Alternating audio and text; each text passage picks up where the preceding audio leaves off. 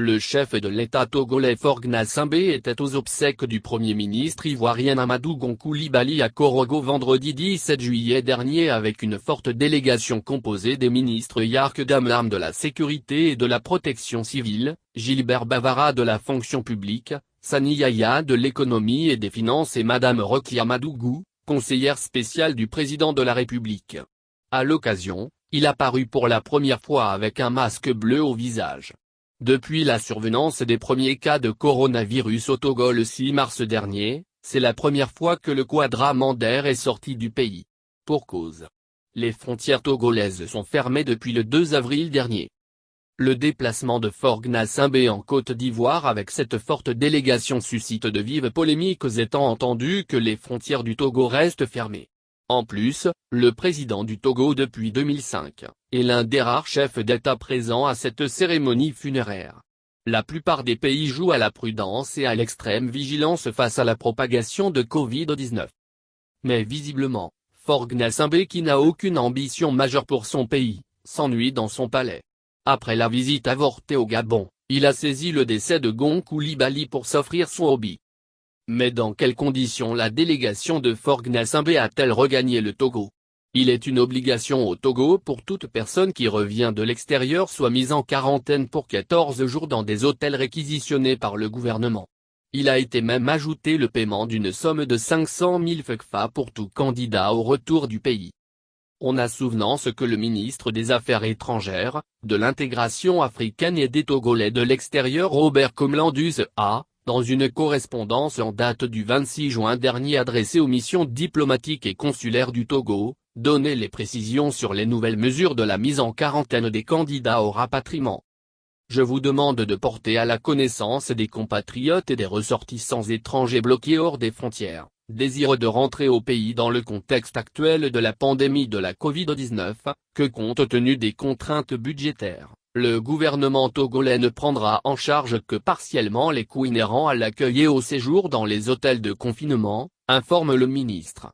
Il s'agit d'une décision de la Coordination nationale de gestion de la riposte à la Covid-19.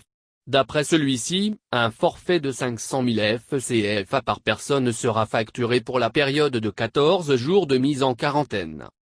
Bien plus, le ministre de la Sécurité et de la Protection civile Yark Damlam a annoncé dans un autre communiqué en date du 2 juillet dernier que toute personne se rendant dans un pays limitrophe, pour diverses raisons surtout non officielles, enterrement, mariage, etc., sera soumise dès son retour au pays, aux mesures de confinement de 14 jours à ses frais. Des instructions ont ainsi été données dans ce sens au personnel des forces de défense et de sécurité, afin de veiller à l'application de cette mesure.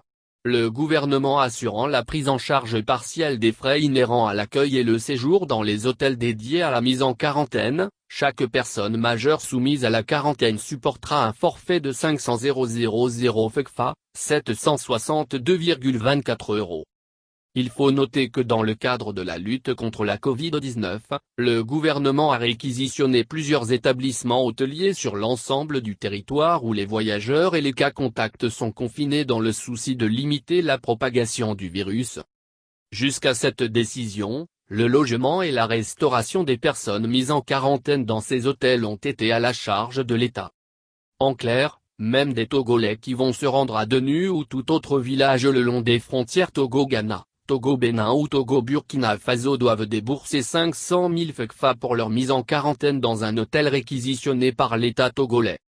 Aujourd'hui, qu'en est-il de la délégation de Faure en Côte d'Ivoire en pleine crise de coronavirus?